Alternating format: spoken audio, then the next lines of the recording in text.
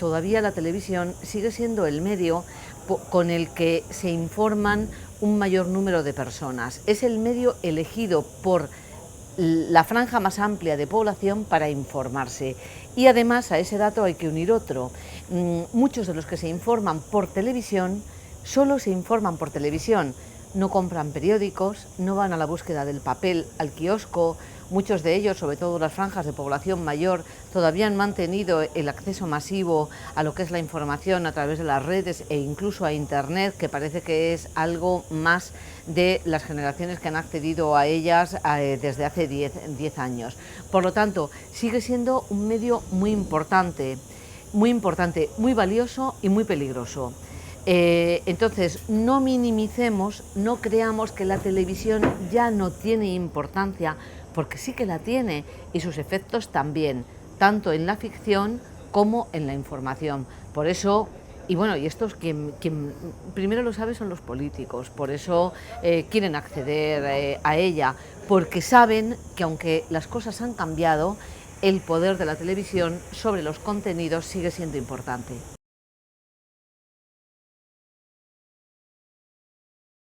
Estamos en un momento en el que hay muchísima información, nunca ha habido tantos canales de información, pero tampoco tanto ruido informativo.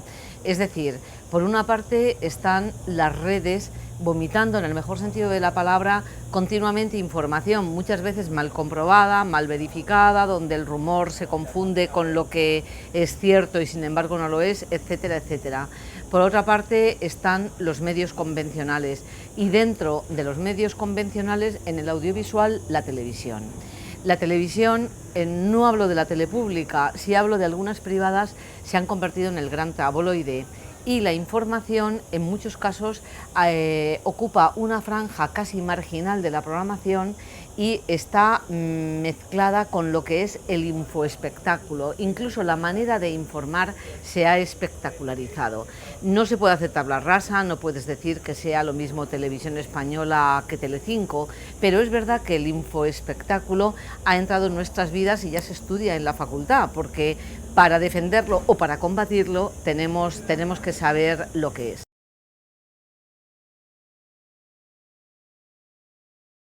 Por ese afán de espectáculo, los informativos priman en televisión más las noticias de sucesos, las de sociedad, las de deportes, que las noticias de análisis. A partir de 1 minuto y medio ya todo nos parece largo, no admitimos una noticia de apoyo que sirva para complementar la información de última hora que hemos dado, sea sobre la prima de riesgo o sea para poner en contexto cuántas veces el rey ha tenido accidentes o problemas con su salud.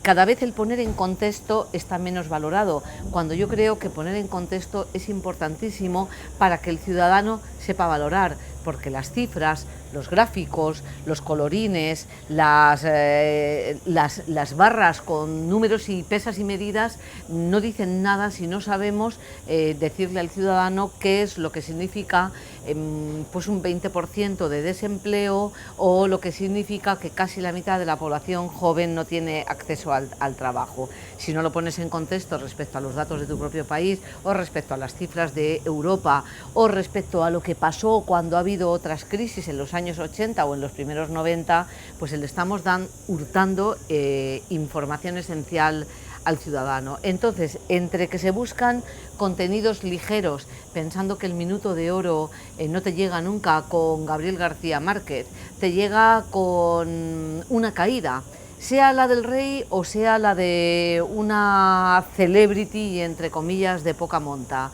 Entre que buscamos el espectáculo en la información, porque creemos que con la información hay audiencia, con ese tipo de informaciones hay más audiencia, y entre que los grupos de presión también influyen en esto que tú decías, el pensamiento único, y entre la tendencia irrefrenable de las mayorías parlamentarias que coinciden con los gobiernos, a tratar de influir en los contenidos, pues claro, el cóctel no es precisamente edificante.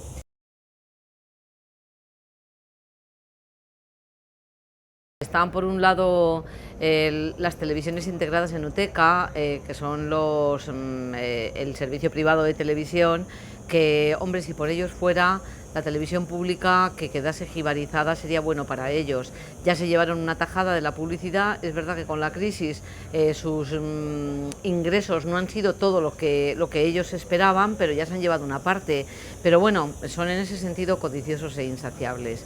Si por UTECA fuera, dicho con todo el respeto, para muchos de sus contenidos y por supuesto para los profesionales, la tele pública serviría para darles lo que ellos quieren, pero no quieren pagar: verbigracia, las cumbres iberoamericanas, el discurso de Su Majestad el Rey durante las Navidades o información parlamentaria, etcétera, etcétera. Esto es así de cruel.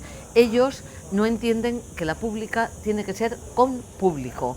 Al menos así se ha entendido en toda Europa y en las mejores democracias europeas. No sé por qué nosotros tenemos que ser distintos. Pero para que exista la tele pública hace falta varias cosas, y una de ellas es voluntad política del Parlamento, dentro del Parlamento de la mayoría, que suele coincidir con el partido gobernante, coincide con el partido gobernante, y luego también una ciudadanía que no esté dormida y que reclame ese medio que le pertenece, porque algo en lo que yo insisto siempre mucho, y se lo digo a los alumnos que tengo, es que la tele no es de los partidos políticos, la tele es del ciudadano, al menos la tele pública.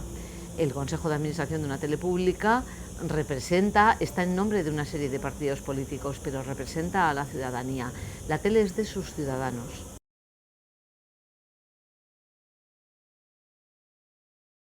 Yo creo que junto al periodismo ciudadano, que hay que, entre comillas, aprovecharse de él porque nos aporta mucha información, aunque la tengamos que verificar, contra el periodismo de corta y pega. Yo estoy absolutamente en contra del periodismo de corta y pega. Antes, como mucho, cortábamos y pegábamos de las agencias, al menos las agencias sabías quiénes eran, pero es que ahora cortamos directamente de las notas de prensa de los partidos. Te mandan el archivo de Word y la tentación, porque tienes poco tiempo para editar, porque te pilla el toro, porque tu jefe te quiere mandar a continuación a otra cosa, es que haces corta y pega y ni siquiera te molestas en añadir en opinión de, según ha dicho, según sostiene. Con lo cual estamos haciendo un flaco favor al periodismo. Entonces yo creo que periodismo ciudadano sí, pero también miremoslo críticamente, ¿eh? No demos por bueno todo lo que nos viene por ahí. Periodismo de corta y pega, rotundamente no, rotundamente no. Y frente a estos dos periodismos, el periodismo, entre comillas, de toda la vida, el de comprobación, el de las fuentes, el de quiero que llegues pronto, pero sobre todo quiero que llegues bien, sobre todo quiero que no tropieces, sobre todo quiero evitar que tengamos que rectificar mañana.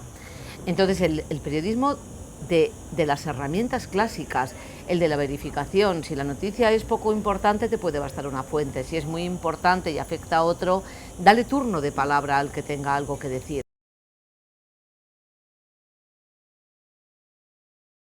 Yo creo que la relación del espectador con la televisión tiene que ser de credibilidad. Es, si te veo, es porque te creo. Pero muchas veces esto no es así y además esto es difícil de cambiar. Ha habido momentos de la televisión, momentos muy relevantes, donde se consumía muchísima televisión de una cadena que había sido condenada por faltar a la verdad y sin embargo la estabas viendo porque lo que pasaba era tan importante y tan relevante que necesitabas estar informado, y la necesidad informativa del ciudadano es incluso superior a si el producto que te dan es un producto bien realizado y plural y tendente a la objetividad o no. Entonces ahí se produce como un pequeño cruce de caminos que van casi, yo diría, de trayectos que van en sentido inverso. No obstante, el espectador es listo y en momentos especialmente delicados ha consumido televisión y sin embargo cuando se le preguntaba sabía que no todo lo que le estaban diciendo era verdad.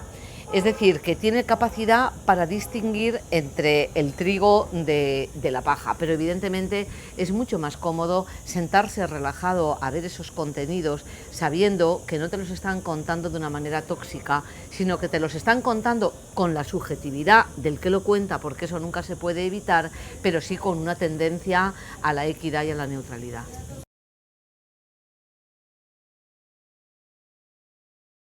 muchas veces yo misma lo he sufrido, por lo tanto sé que las redes también a veces desbarran, las redes no comprueban, retuiteas sin saber si el dato que se ha filtrado es cierto o no. Pero aunque las redes tengan un margen de error importante, aunque en las redes, ¿quién hay detrás de un nickname? ¿Quién hay detrás de un avatar? ¿Quién hay detrás de ese que ves que se llama Eterna Primavera, tengo 40 años? ¿Quién te dice que no es una persona al servicio de no sé qué partido, al servicio de no sé qué gobierno? Las redes tienen algo de arenas movedizas también, pero pese a eso yo creo que es mucho más lo que nos dan y lo que nos aportan que lo que nos quitan, que aunque tengamos que poner en solfa muchas de las cosas que se dicen en ellas, sin embargo su aportación a la democratización y a la ampliación de los estándares de democracia en la sociedad son enormes.